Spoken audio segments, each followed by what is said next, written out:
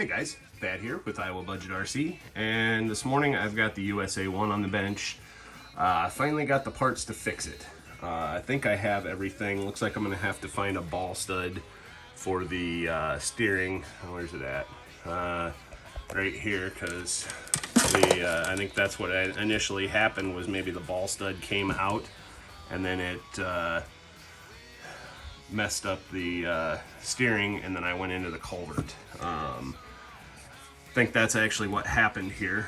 But so this top arm is still good, or bottom arm is still good. I've got the top arm here I've got to take off and replace, and then I've got to get these arms to my brother because he's going to see about making some billet aluminum ones, as we've talked about in a previous video. But anyway, I love this truck, and it's made me sad that I haven't been able to play with it. And trying to find parts for the USA 1 is next to impossible. What you have to do is get parts for the Mad Crusher. The Mad Crusher uses the same chassis, and so the parts are the same for that, but Kyosho doesn't tell you that. You have to do some research on the forums, whatever, to be able to figure that out. But that's what we're gonna do today. So I'm going to take these off and assess the damage, and then I will bring you back. Well, I found more damage. This spherical end for the panhard bar that goes across here like so. I'm trying to get it on there. So that spherical rod is cracked, as you can see, and that's not going to stay on there. So I'm going to have to get a washer or something to put on there to hold it, or I might have another spherical end here in my Kyosho parts. I'll have to look, but that's going to pose a problem. All right, so again, this is a bag of parts for the Mad Crusher, and there is a rod end for this, so I will get that replaced. So now that I know that I have all the parts, the repairs begin. All right. Lower arm is affixed, so now I'll find the right length arm for the upper and get that put on there. Looks like a match to me. That'll work. And then I'm actually going to super glue this one back together so it's the right length for my brother to measure. And I thought the fronts and the rears were the same, but they're not. They're different lengths. So he'll have some engineering to do, but I think he'll be able to figure it out because he's a pretty darn good machinist. All right, arms back on, and we got suspension again. So now I'm gonna have to take this rod end off and replace it. I also wanted to show this. This piece here tends to move around. It wants to slide side to side on these things, and a good way to stop that, I've learned by watching other videos, I did not come up with this myself, but is putting a hose clamp right next to this in position and getting these things as tight as the hubs of hell. Because if you don't, then it moves all over the place, and it still moves. Like, I can move it up and down a little bit. I also got to find a ball end that's going to work with that. I think I've got something, but we'll have to see. I might have to make a trip to the hobby shop today. So this is pretty cool. I didn't notice this before, but the threaded end that goes into the rod pretty much stays into the tie rod end, and Kyosho gives you new threaded ends to go into the end of the rod, whether it be the tie rod or the panhard bar. So that's kind of a neat thing. All right, one thing I just discovered, this is the one that came out of the original arm. The one that came with the truck, or with the parts bag, is at least that much too long. It already screwed all the way through the end into the ball end area. So I'm gonna take this back off, hopefully it'll unscrew out of there, and I'll use the shortened threaded link. All right, well, I've got it back together, and I think this will work. The ball end did not work, but I have a screw, got a little rubber bushing underneath the screw, and it seems just as stable as it was before.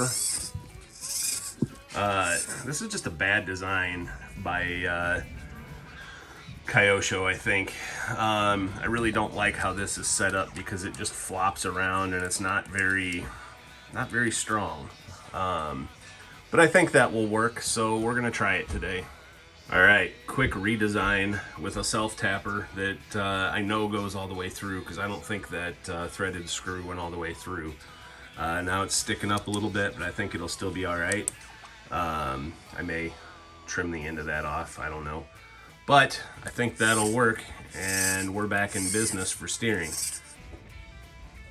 Here's just a quick tip. You can take a piece of hot glue stick and cut it off to the length you want and put it over screws that protrude. And now if I reach in there, I'm not going to scratch my fingers. And also I've got a little bit of a bump stop too for the suspension. Just something I learned in the car industry, and it applies to RC stuff too, so thought I'd share that.